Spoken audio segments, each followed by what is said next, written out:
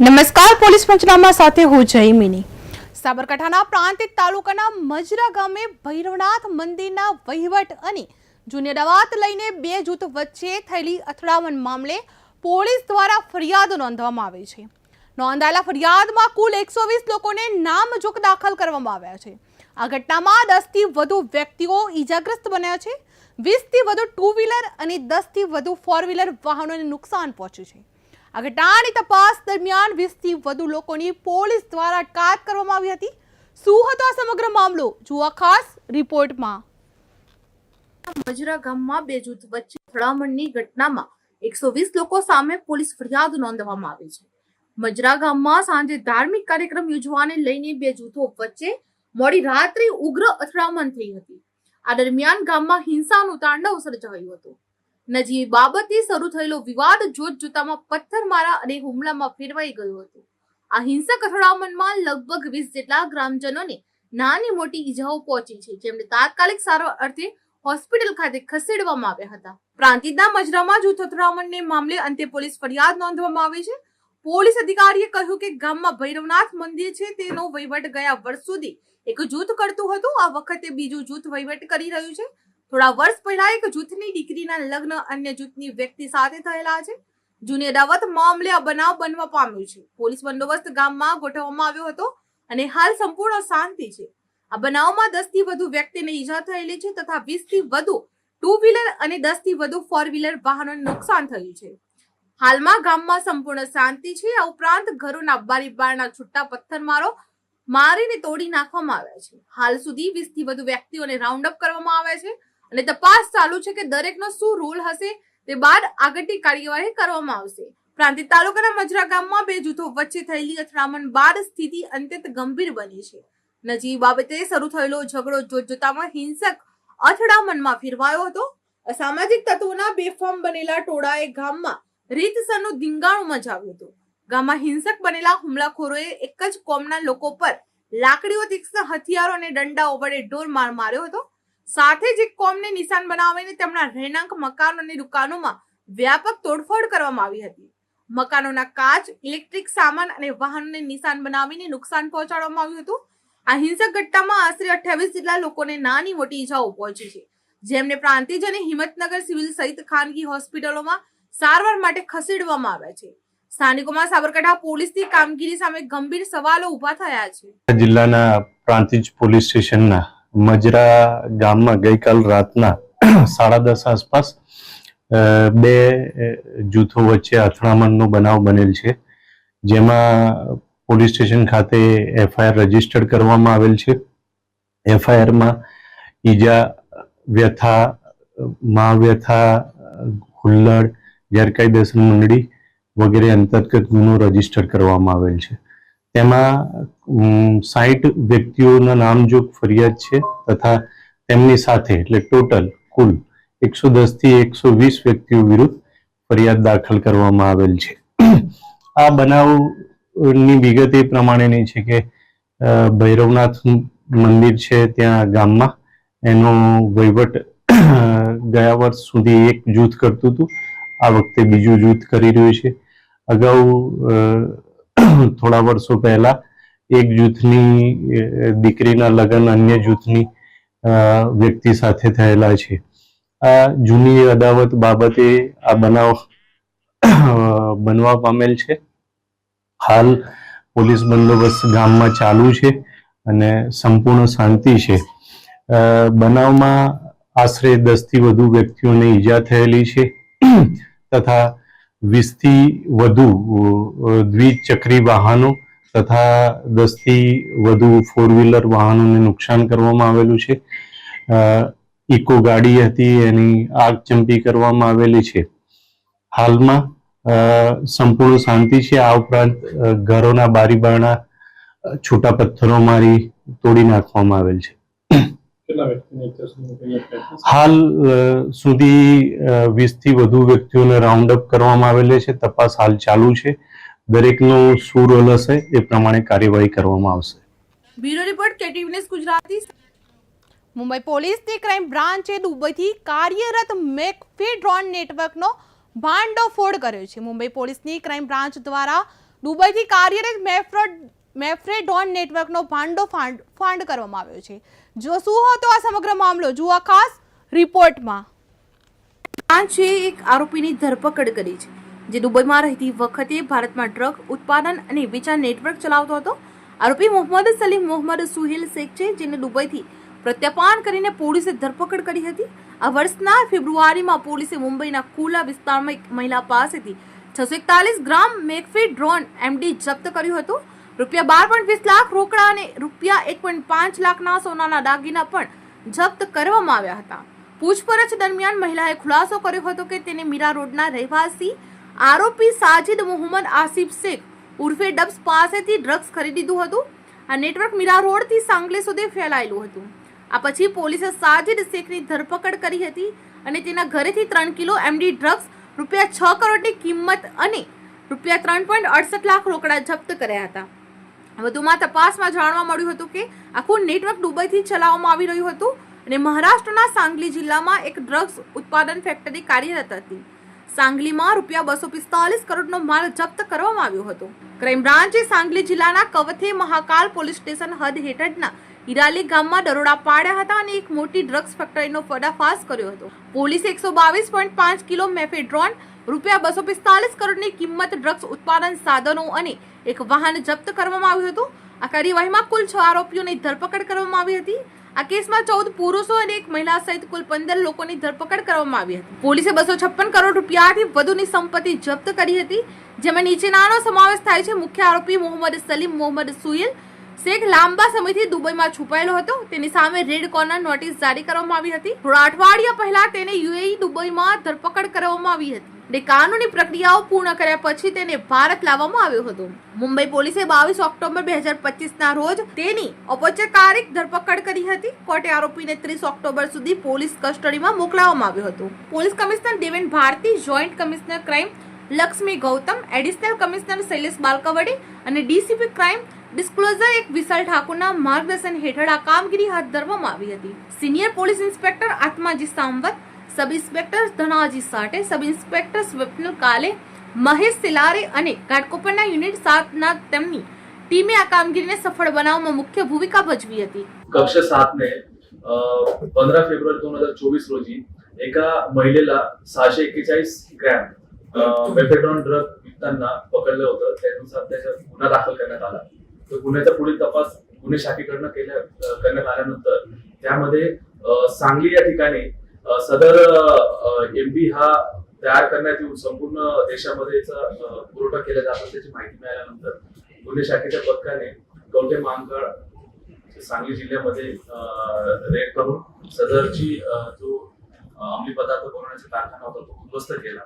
सदर ठिकाणी एकूण 122 किलो 500 ग्रॅम एमडी हे जप्त करण्यात आलं होतं आणि त्याची टोटल व्हॅल्यू 245 कोटी रुपयाचं एमडी त्या ठिकाणी मिळालं. आणि त्याचबरोबर या संपूर्ण गुन्ह्याच्या तपासामध्ये आतापर्यंत 252 कोटी रुपयांचा एमडी पदार्थ जप्त करण्यात आलेला आहे आणि एकूण 14 आरोपींना या गुन्ह्यात अटक करण्यात आलेली आहे. जेव्हा या गुन्ह्याचा तपास करत असताना असं लक्षात आलं की सदर गुन्ह्याचं जे संपूर्ण नियंत्रण आहे आणि संपूर्ण फॅक्टरी टाकल्यापासून ते सदर अंमली पदार्थ हा सप्लाय करण्यापर्यंत, पुरवठा करण्यापर्यंत यांच्यामध्ये काही जे मुख्य आरोपी आहेत ते परदेशामध्ये राहून सदरचं हे संपूर्ण ड्रग अंमली पदार्थाचं संपूर्ण सिंडिकेट हे चालवत होते. असं निदर्शनास आल्यानंतर सदर आरोपींना निष्पन्न करून त्यांच्या विरुद्ध रेड कॉर्नर नोटीस ही काढण्यात आली आहे. सदरची रेड कॉर्नर नोटीस काढल्यानंतर आतापर्यंत सिस्टर एजन्सीच्या सहसंस्थांच्या मदतीने आपण या एकूण 2 आरोपींना यापूर्वी परदेशातून भारतात आणून त्यांना अटकेची कारवाई करून त्यांच्याकडे पुढील तपास करून त्यांना आपण तपास केला होता. सदरचे आरोपी हे अजून देखील न्यायालयीन कस्टडीमध्ये आहेत. काल रोजी सदर गुन्ह्यातील सगळ्यात महत्वाचा जो ह्या संपूर्ण भारतामध्ये विविध राज्यांमध्ये अंमली पदार्थ तयार करण्यासाठी लागणारं सगळं साहित्याचं सप्लाय करणे, सदरचं फॅक्टरी तयार करणे, तिथे अंमली पदार्थ तयार केल्यानंतर संपूर्ण भारतामध्ये विविध लोकांना ते सप्लाय करायचे जे संपूर्ण नियंत्रण करण्याचा जो आरोपी होता मोहम्मद सलीम मोहम्मद सुहेल शेख, याला याच्या विरुद्ध देखील रेड कॉर्नर नोटीस काढण्यात आली होती. त्यानुसार काही आठवड्यांपूर्वी याला दुबईमध्ये याला अटक करण्यात आली होती आणि सिस्टर एजन्सीच्या मदतीने त्याला भारतात 22/10/2025 रोजी आणण्यात आलं आणि त्याला अटक करण्यात आलेली आहे. सदर आरोपीला मान्य न्यायालयासमोर हजर केल्यानंतर त्याला 30 ऑक्टोबर पर्यंत त्याचा पोलीस कस्टडी रिमांड मिळालेला आहे.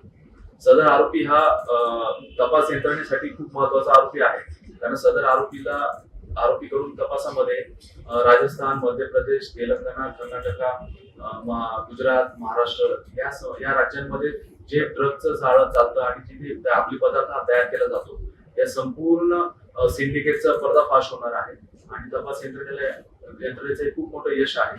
त्यामुळे सदरच्या आरोपीकडे तपास पुणे शाखेमार्फतीने करण्यात येत आहे. ह्या गुन्ह्यातले जे अटक आरोपी आहेत त्यांच्याकडे सापेमा अंतर्गत एनडीपीएस कायदा कलम 68F प्रमाणे त्यांची जी चल आणि अचल, स्थावर आणि जंगम मालमत्ता आहे अशी एकूण 60 कोटी रुपयाची मालमत्ता आतापर्यंत जप्त करण्यात आलेली आहे. इस पकड़ के टोटल 15 आरोपियों को अटक किया गया है. इसमें से जिन आरोपियों की प्रॉपर्टी के बारे में हमें डिटेल मिले वो सभी हम as per NDPS act section 68F के अनुसार हम उनको सीज भी कर रहे हैं छापेमा के लिए. Bureau report KTV news Gujarati. ભાવનગરમાં સોશિયલ મીડિયામાં યુવક સાથે વાત કરી યુવતીને મળી મોતની સજા. બીકડા ગામે ભુડિયા વિસ્તારમાં રહેતી શ્રમિક પરિવારની જ્યોતિ સોશિયલ મીડિયા પર કોઈક યુવક સાથે વાત કરતી હોય જે અંગે માતા અને ભાઈને પસંદ ન હોય. વારંવાર ઠપકો આપ્યા બાદ પણ જ્યોતિ સોશિયલ મીડિયામાં વાત કરતા ઝડપાઈ જતા તેના જ સગા માતા અને ભાઈએ મળી હત્યા કરી હતી. આ મૃતદેહને ચેકડેમમાં ફેંકી દીધો હતો. પોલીસે યુવતીને મૃતદેહ મળી આવતા હત્યાની શંકાના આધારે તપાસ હાથ ધરી હતી. પરિવારની પૂછપરછ કરાતા સમગ્ર ઘટનાનો ભેદ ઉકેલાયો હતો. વર્તેજ પોલીસે હત્યામાં સંડોવાયેલા માતા પુત્રને ઝડપી લઈ આગળની તપાસ હાથ ધરી હતી. શું હતો આ સમગ્ર મામલો જુઓ ખાસ રિપોર્ટમાં. 2 દિવસ પહેલા સર્જાયેલી મારામારી અને પથ્થરમારાની ઘટના બાદ પોલીસ હવે એક્શનમાં આવી ગઈ છે. નીલમબાગ એ ડિવિઝન પોલીસે ઘટનામાં સંડોવાયેલા 7 શખ્સોને ઝડપી લીધા છે. નીલમબાગ પોલીસમાં ફરિયાદ નોંધાયા બાદ કાર્યવાહી હાથ ધરવામાં આવી હતી. આ ઝડપાયેલા 7 ઇસમોને કાયદાનું ભાન કરાવવામાં આવ્યું હતું. પોલીસે તમામને ઘટના સ્થળે લઈ જઈ ઉઠક બેઠક કરાવી કાયદાનું ભાન કરાવ્યું હતું. વડવાપાદા દેવકી ચબુતરા પાસે નાસ્તાની લારી પર ફટાફટ નાસ્તો આપો કહી ઝઘડો કરનાર અસામાજિક તત્વોએ પોતાના સાથીઓને બોલાવ્યા અને પછી હુમલો કરીને 3 લારીઓ ઊંધી નાખી ધમાલ મચાવી લૂંટ કરી હોવાના આક્ષેપ કર્યા હતા. આ બબાલનો લાઈવ વિડીયો પણ સામે આવ્યો હતો. આ ઘટનાને લઈ પોલીસે નદીમ તડિયાની, ફેઝાન મલેક, એઝાઝ ચાવડા, ઈપુ સંજુ ઉર્ફે અકીલ અને નદીમને ઘટના સ્થળે લઈ જઈ રિકન્સ્ટ્રક્શન કરાયું હતું અને કાયદાનું ભાન કરાવવામાં આવ્યું હતું. વર્તેજ પોલીસ સ્ટેશનનું એક ભીખડા ગામ છે, ત્યાં પોલીસને 18 તારીખે એક લાશ મળેલી. બાદમાં પોલીસ દ્વારા લાશનો કબજો લઈ ઇન્ક્વેસ્ટ ભરી અને તેની ઓળખ કરવામાં આવેલા અને લાશ ઉપર જે કોહવાઈ ગયેલી હતી અને એની ઉપર જે ઈજાના નિશાન હતા, જે ફૂલી ગયેલી હતી એટલે બહુ સામેથી જોતા તે દેખાતા ન હતા, પરંતુ પોલીસને જે રીતની બોડી પડેલી અને એના જે સાયન્સ હતા એના ઉપરથી લાગ્યું કે આ એક ખૂનનો ગુનો છે.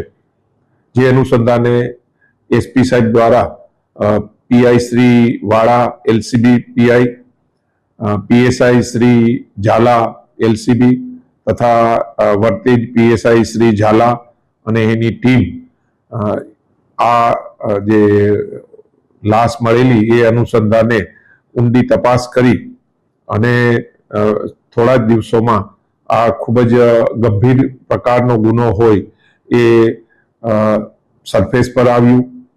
એના દ્વારા પોલીસ જે છે તેના ઘરે ગઈ અને તેના પિતાશ્રીની ઊંડાણપૂર્વક પૂછપરછ કરી, તેમજ તેની માતુશ્રીની પૂછપરછ, તેમજ તેના જે મરણ જનાર જે છે તેના ભાઈ પ્રકાશની ઊંડાણપૂર્વક પૂછપરછ કરતા તે ભાંગી પડ્યા અને તેની માતાએ અને જે તેનો ભાઈ જે છે તેણે આ ખૂન કર્યાનું કબૂલી લીધું, જેથી પોલીસ દ્વારા તેના પિતાશ્રીએ વર્તેજ પોલીસ સ્ટેશનમાં તેની પત્ની અને તેના પુત્ર વિરુદ્ધ ખૂનનો ગુનો કરેલો હોય તે જાહેર કર્યું.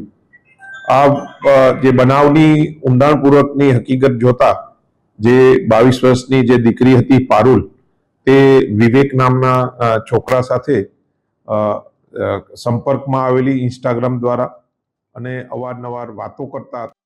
તે તેના માતા અને તેના ભાઈને ગમતું ન હતું, જેથી તેઓએ સાથે મળી અને આજે પારુલ જે છે તેને છરીના ઘા માર્યા અને મોઢે જે છે મૂંગો આપી અને તેને ત્યાં મૃત્યુ નિપજાવ્યું. બાદમાં આ જે લાશ જે છે તે તેના ખેતરના જે ધોરિયો હોય છે પાણીનો, ત્યાં એક દિવસ સંતાડી રાખી અને બીજે દિવસે વહેલી સવારે ભીકડા ગામનું જે તળાવ જે છે ત્યાં આ લાશને ડિસ્પોઝ કરી દીધેલો. અને પોલીસને આ લાશ મળતા અને આ તપાસ દરમિયાન એક ખૂનનો ગુનો વર્તી પોલીસ સ્ટેશનમાં દાખલ કરવામાં આવેલો છે. પોલીસ દ્વારા આ જે માતા અને પુત્ર જે છે તેની અટક કરવામાં આવેલા છે અને આજે નામદાર કોર્ટમાં રજૂ કરવામાં આવનાર છે. Bureau report KTV news Gujarat. Jamnagar શહેરના રણજીત સાગર રોડ પર આવેલી વૃંદાવન સોસાયટીમાં થયેલી ગરફોડ ચોરીનો જામનગર ડિવિઝન પોલીસે ગણતરીના કલાકોમાં ભેદ ઉકેલી દીધો છે. પોલીસે ચોરીમાં સંડોવાયેલ આરોપી શિવાભાઈ જેરામભાઈ વાજેલિયા, ઉંમર વર્ષીય 55 વર્ષ ને ચાંદી બજાર સર્કલ પાસે દબોચી લીધો છે. તેની પાસેથી સોનાના દાગીના અને રોકડ મળી કુલ રૂપિયા 15.67 લાખનો મુદ્દામાલ જપ્ત કરવામાં આવ્યો છે. આરોપી પર અગાઉ પણ અનેક ચોરીના ગુનાઓ નોંધાયેલા હોવાનું સામે આવ્યું છે. દિવાળીના તહેવાર પૂર્વે પોલીસની આ ઝડપી કાર્યવાહીથી શહેરમાં રાહતનો માહોલ જોવા મળ્યો હતો. શું હતો આ સમગ્ર મામલો, જુઓ ખાસ અહેવાલમાં. રોડ પર આવેલા વૃંદાવન પાર્કમાં ફૂટના વેપારીને ત્યાં થયેલ ગરફોડ ચોરી થઈ હતી.